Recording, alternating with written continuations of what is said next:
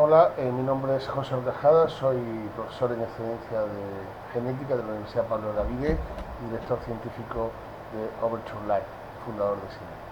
Vamos a hablar hoy de receptividad y funcionalidad endometrial. Esta diapositiva, con la que suelo comenzar muchas exposiciones, habla de todas las técnicas ómicas que se aplican a la reproducción en un término que hemos acuñado como reproductomics, que va desde el uso de las ómicas, de las ciencias ómicas, para estudiar la pareja, para estudiar los pacientes a nivel endometrial o a nivel farmacogenómico, también las parejas para nivel de factor masculino, aborto recurrente, y para conocer la posibilidad de tener niños enfermos mediante análisis globales de enfermedades. Es posible estudiar también los gametos y también es posible estudiar las células del cigoto y del embrión para conocer el estado del embrión. Clásicamente en día 3 se han estudiado las blastómeras para hacer estudios genéticos, genómicos y conocer la carga de cromosomas que tiene cada embrión. Últimamente se realiza en día 5 y actualmente se realiza de forma también no invasiva en el medio de cultivo, algo que también se analiza por medio de estudios metabolómicos y proteómicos. Y por último también se puede estudiar los amniocitos a nivel genómico, también los amniocitos o el DNA circulante en la sangre materna para conocer el estado del feto. Muchas de estas técnicas y avances se han publicado en el libro Reproductomics que publicamos el año pasado en el Elsevier, Jaime González. La implantación embrionaria es un proceso que requiere de un embrión en estadio de blastocisto sano, aunque también embriones no sanos son capaces de implantar, y también es necesario un endometrio receptivo, aunque también sabemos que hay embriones que implantan en otro lugar en los embarazos ectópicos.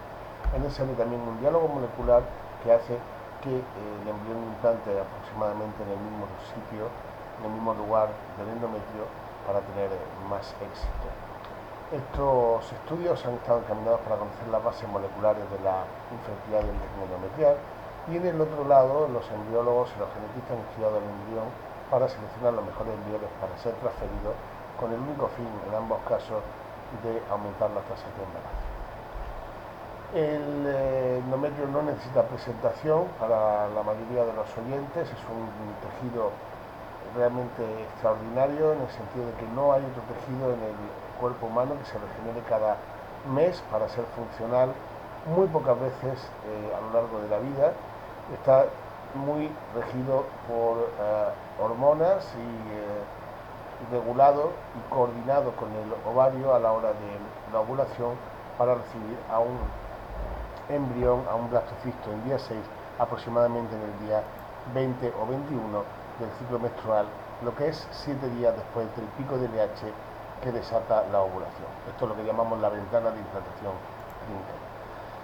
Esto ha sido estudiado ampliamente por marcadores morfológicos y bioquímicos, pero finalmente los patrones de expresión génica, que son quienes gobiernan ambos tipos de marcadores, han sido los que se estudian con más frecuencia. Y vemos un ejemplo de la cantidad de publicaciones que hay en expresión génica por microarray en reproducción, con más de 2.600 papers, que ha ido bajando en los últimos años debido a la aparición de la técnica de secuenciación masiva. Solo en el endometrio aparecen más de 30 a 40 publicaciones al año, insisto, también aumentando el número de estudios por secuenciación masiva, lo que llamamos NGS, Next Generation Sequencing. Los primeros, o el primer paper publicado sobre la actividad endometrial fue hecho por Linda Giudice en San Francisco, en el cual analizó el perfil de la expresión génica de la ventana de implantación ya en el año 2002. A partir de ahí, estudios en el endometrio de expresión génica se han realizado por miles.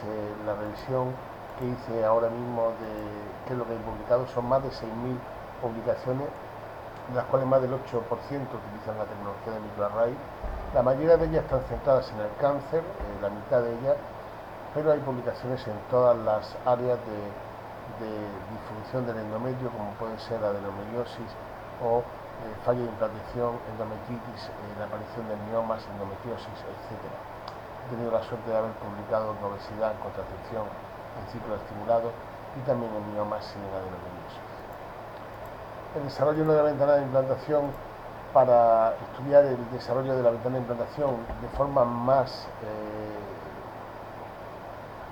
detallada, hicimos este experimento tomando biopsias cada 2 días, desde el día +1, +3, +5, +7 y +9, el ciclo natural y el ciclo estimulado, tomando biopsias a 5 mujeres con la idea de comparar el estado prereceptivo del receptivo. ¿Por qué hablábamos de estado prereceptivo y receptivo? Porque efectivamente entre el día 5 y el día 7 se producen grandes cambios a nivel histológicos y celulares que previamente habían sido descritos. En aquella época hicimos estudios con lo que había, que eran 22.000 genes en un microarray, y comparamos los resultados con los controles histológicos de Noyes, que es lo que se estuvo haciendo por muchos años. Lo que pudimos comprobar en aquella época era que todos los días +1, +3 y +5, tanto en ciclo natural, que aquí se representa con LH, como en ciclo estimulado, que aquí se representa como IVF, eran muy similares entre ellos y presentando un estado de prereceptividad. En el día +7, en ciclo natural, se presentaba un gran cambio de expresión génica que se mantenía en día +9, sin embargo, en los ciclos estimulados podíamos ver cómo estaban a caballo entre un estado prereceptivo y receptivo. Y curiosamente esta muestra del LH+7, que debería estar aquí, a nivel histológico estaba calificada como normal, clasificada como normal, sin embargo a nivel de expresión génica era aberrante. Esto lo publicamos en 2008 en el JCM, donde además nos dieron la portada con las rutas moleculares implicadas en la receptividad endometrial. Para usar esta información en clínica empezamos a pensar que todo lo publicado con anterioridad tenía un sentido de uso clínico, es decir, darle más luz al endometrio a la hora de ser evaluado, no solo a nivel ecográfico o a nivel histológico. Fue ahí como con esta publicación de Quackenbush en 2006, donde él ya profetizaba que los arrays iban a ser usados para clasificar tumores por medio del MammaPrint, que efectivamente fue aprobado en 2007. Aquí sugería que podían ser utilizados como factores asociados a infertilidad, y nos nombraba a nosotros, con lo cual nos llenó de voz. Este desarrollo acabó, como muchos de ustedes saben, en la publicación del ERA, del Endometrial Resistivity Array, en 2011, y la patente de dicho desarrollo. Aquí me voy a mostrar cómo un estudio básico se transforma a veces en un estudio aplicado. A partir de 2011, con la publicación del ERA, en la anterior publicación, yo dejé el Instituto Valenciano de Infertilidad, me fui a la Universidad Pablo Olavide, y uno de los intereses que tenía era conocer cómo actuaban determinados anticonceptivos, y uno de ellos pues fue el cobre, porque era el que se usaba en los DIU de cobre antiguamente. Aquí quisimos estudiar el impacto del cobre en la apoptosis. Como saben, la apoptosis es el suicidio celular, es decir, como una célula cuando tiene problemas biológicos, problemas metabólicos, pues induce su propia muerte. Hay varios tipos de apoptosis, son lo que queríamos estudiar, y aquí pudimos ver cómo en día 0, cuando nosotros estudiábamos en la barra de la izquierda las células vivas, más del 80% en cultivo estaban vivas, y existía menos de un 20% de apoptosis o necrosis en esta célula. Cuando nosotros inducíamos la deshidrolización por medio de fármacos, principalmente AMP cíclico y progesterona y estradiol, lo que encontramos es que la mitad de las células estaban vivas, pero un gran número de ellas se encontraban con niveles altos de apoptosis. Cuando nosotros añadimos a estas concentraciones de hormonas, además el cobre, a concentraciones fisiológicas que se liberan en el DIU de cobre, nos encontramos que no había demasiada variación, y en el control positivo de apoptosis podemos ver como al añadirse PT nos encontramos altísimos niveles de apoptosis. Es decir, las conclusiones fueron que no alteraba a nivel de apoptosis, es decir, inducía, como alguna vez gente cree, la menstruación, sino que altera la receptividad endometrial. También pudimos analizar, que no viene al caso, el tipo de apoptosis que se inducía, que era el estándar. Ahí que hicimos estudiar el perfil de expresión génica que inducía el cobre, y obviamente habían pasado muchísimos años, habían pasado casi 12 años, 14 años desde que se inició el estudio del ERA, y pensamos evaluar lo que se había hecho y lo que se podía hacer. que era el ERA, incluía 238 genes seleccionados en un solo experimento realizado en realidad no en el 2006, sino en el 2002, con menos genes, muchos menos genes de la mitad de los que hay en el genoma. No contenía genes que en aquellos momentos no tenían función conocida, no tenían nombre, solamente eran una secuencia, ni genes incluidos en otras plataformas o por otros autores, y utilizaba un microarray de expresión génica de Archive.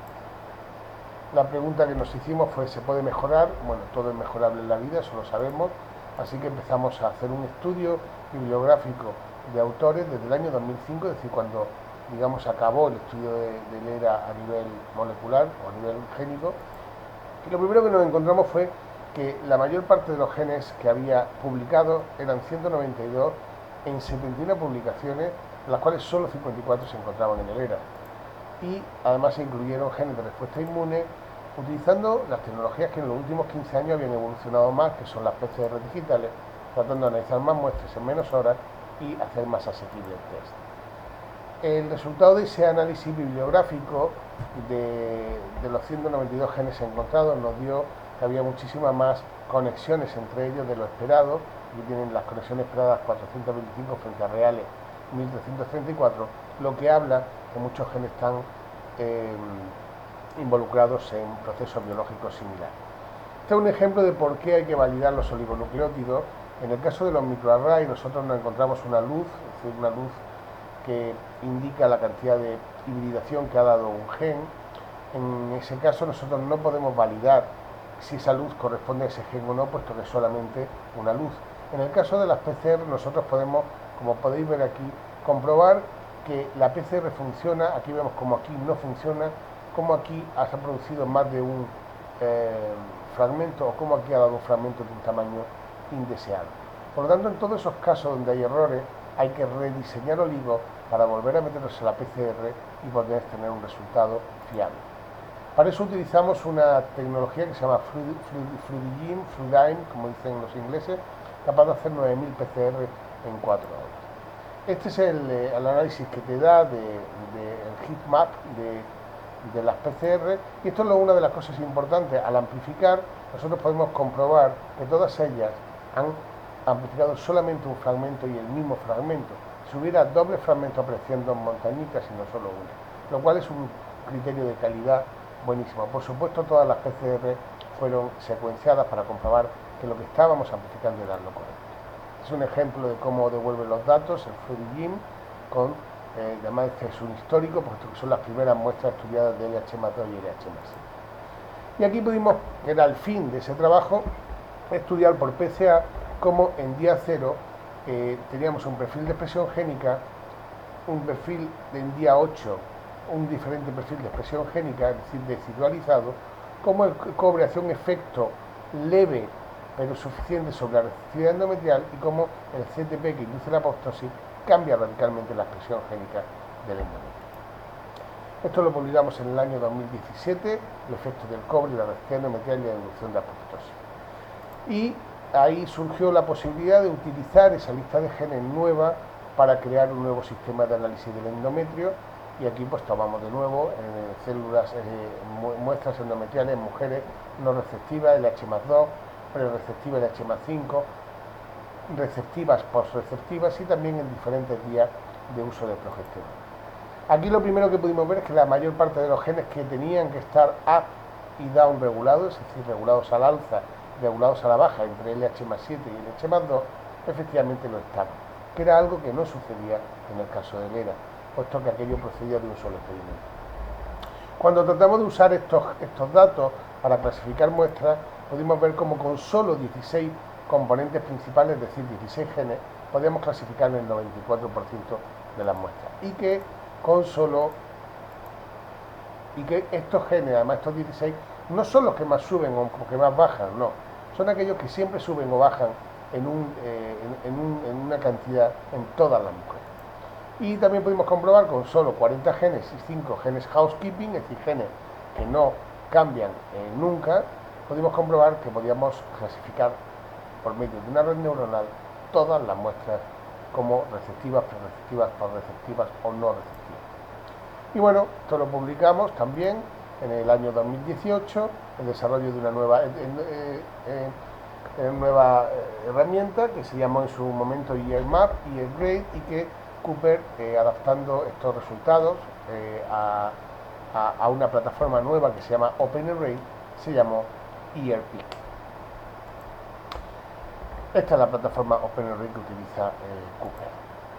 Todas estas tecnologías sin duda sirven para, como yo digo yo, todos los caminos llevan a Roma. Bueno, pues aquí tenemos hoy en día el test de EarPeak, también tenemos otros test desarrollados en España, el antiguo era el mismo test desarrollado por otra empresa, y por último otro test que añade inmunología, que también da esos resultados. Lo más importante de esta información es esta gráfica que tenemos aquí. Utilizando EarPeak, es decir, los genes publicados en ese paper, nosotros tomamos más de 150 biopsias a distintas mujeres. Aquí podemos ver en gris el resultado prereceptivo, receptivo en verde y posreceptivo en oscuro, donde como las distintas mujeres dan distintos resultados en los distintos días de tratamiento de progesterona. Como ya hay mujeres receptivas en día más 4, como ya hay mujeres post-receptivas en día más 5. Si nos vamos al día más 5, el día clásico de transferencia, o donde se supone que se va a implantar el embrión, nos encontramos que hay casi un 20% de prereceptivos y un 10% de post-receptivos. También podemos ver dos cosas, y es que el endometrio es una ventana, o la ventana de implantación del endometrio es realmente una ventana que se abre despacio, pero se cierra de súbito. Y esto es lógico desde el punto de vista biológico, puesto que el endometrio está esperando a un embrión, y en el momento que el embrión no llega y cierra las puertas, sencillamente el endometrio nunca va a poder implantar un embrión. Y esto es el problema de algunas diferencias que hay en diferentes mujeres por pura farmacogenética y farmacogenómica de respuesta diferente a progesterona. Y es que si nosotros ponemos aquí en día más 5 o en 5.5 a una mujer que dé posreceptivo, el mejor embrión del mundo nunca va a implantar. Y es por eso que esto tiene la utilidad que tiene, es decir, en aquellas mujeres con fallo de implantación, sobre todo, o parejas con infertilidad de origen desconocido, analizar el endometrio tiene todo el sentido del mundo, pero no generalizarlo a todas las personas. Es como darle heparina a todas las personas, y no solamente las que tienen problemas de trombocitos. Muchas publicaciones han demostrado que justo en los grupos principales de fallo de implantación son donde esto funciona mejor. No hay ningún estudio retrospectivo, ahora tenía que salir uno, que yo todavía no lo he visto, donde se pueda hablar de que realmente este sistema funciona y que es útil para la clínica. En la parte del uso del endometrio, el EarPeak, por parte de Cooper, estos son datos que me han dejado ellos. Hicieron un estudio para determinar si la prueba de receptividad era útil para pacientes con fallo de implantación, donde incluyeron un total de 119 pacientes con fallos recurrentes de implantación, menores de 45 años, con 2 o más transferencias fallidas, y sin analizar a nivel cromosómico los embriones. Y lo que pudimos ver, lo que pudieron ver, mejor dicho, es que el 58% fue receptivo, el 14% fue postreceptivo y el 28% fue prereceptivo. Y había un gran número de casos en los cuales no estaba sincronizada la ventana de implantación con la transferencia embrionaria, lo cual tiene muchos resultados. Cuando vieron la tasa de implantación y la tasa de embarazo, pudieron ver que en aquellos que tenían desplazado el Personalized Embryo Transfer, lo que hizo fue aumentar la receptividad endometrial, ajustar la receptividad endometrial al momento de la transferencia embrionaria y aumentar la tasa de embarazo de estas parejas. Se encontró que como decíamos, un window of implantation desplazado del 42%, lo tenemos aquí en estas mujeres, lo cual es muchísimo más alto, y es donde estas mujeres realmente tiene sentido utilizar estas herramientas para cuadrar, para sincronizar con el momento del embrión. Aquí tengo que decir que es importante la comunicación entre los médicos y los embriólogos, porque si no es imposible que estas herramientas funcionen. Es decir, no solo es importante conocer cuándo la mujer va a tener el máximo de receptividad endometrial, sino también cuándo descongelar los embriones, en qué estadio se descongelan, cuánto tiempo han de estar en cultivo y cuánto tiempo han de ser transferidos antes del momento de la implantación para alcanzar el mayor éxito. Dentro de la receptividad endometrial, esta es la herramienta principal, pero también sabemos que hay en mujeres que ya presentan receptividad endometrial normal, también hay fallos de implantación y que principalmente están debidos a diferentes causas, pero para esto están apareciendo este tipo de análisis como la microbiota o la secretómica y el estudio inmunológico de células inmunes por medio de citometría para conocer el estado inmunológico del endometrio. Un 30% de la infertilidad es sin causa aparente y tiene más de un 80% de alteraciones inflamatorias. No voy a entrar a hablar de estos sistemas de análisis porque no es el foco de esta charla. Lo que sí quiero recalcar es que después de mimar con tanto trabajo a los pacientes, a los gametos, incluso a los embriones en el cultivo, haciendo el análisis de PGT, nosotros tenemos que determinar el mejor momento para la transferencia embrionaria, porque estos embriones que tanto esfuerzo han significado para el laboratorio merecen el mejor ambiente endometrial. Y todas las técnicas que aparezcan para conocer mejor el endometrio y su funcionamiento vendrán a ayudar y a mejorar las tasas de embarazo, sobre todo en un grupo determinado de mujeres. Y esto quiero recalcarlo bien. No creo que estas técnicas sean para uso general, sino para el uso concreto, donde tenemos un target claro y es que el endometrio está fallando.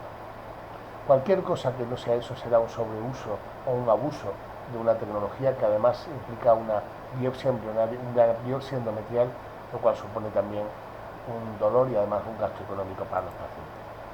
Aparte del uso clínico, dejar también aquí que estos 192 genes publicados en 2018-2017 que representan cambios entre el LH+7 y el LH+2, es decir, el estado que definen el estado receptivo, nos están hablando sobre la receptividad endometrial y por lo tanto nos sirven para hacer investigación. Y desde este foro quiero remarcar que bueno, están publicados, pero que cualquier persona que quiera hacer estudios de este tipo utilizando estos genes estamos a su disposición. Y de hecho actualmente tenemos dos proyectos en marcha, uno con un fármaco para mejorar la receptividad endometrial que está ya en fase 3 y otro con una empresa para estudiar de forma molecular el impacto de los plasmas enriquecidos en factores de crecimiento, pero a nivel molecular y generados también de una forma muy estandarizada por medio de una nueva tecnología. Como conclusión es decir que la secuenciación del genoma humano y el desarrollo de las nuevas tecnologías han dado lugar a la aparición de la sómica, con aplicación tanto en investigación como en clínica, que el desarrollo de la tecnología de microarrays y otras técnicas han abierto una puerta a análisis globales a nivel genómico y genómico funcional, y que los nuevos test de receptividad endometrial son herramientas moleculares que permiten obtener una evaluación objetiva del endometrio, de los marcadores endometriales y con uso clínico para la transferencia personalizada del endometrio. Y bueno, aquí les dejo mi email para aquellas personas que necesiten o quieran escribirme o tengan dudas sobre este tema o quieran conocer algo más sobre este tema. Muchísimas gracias.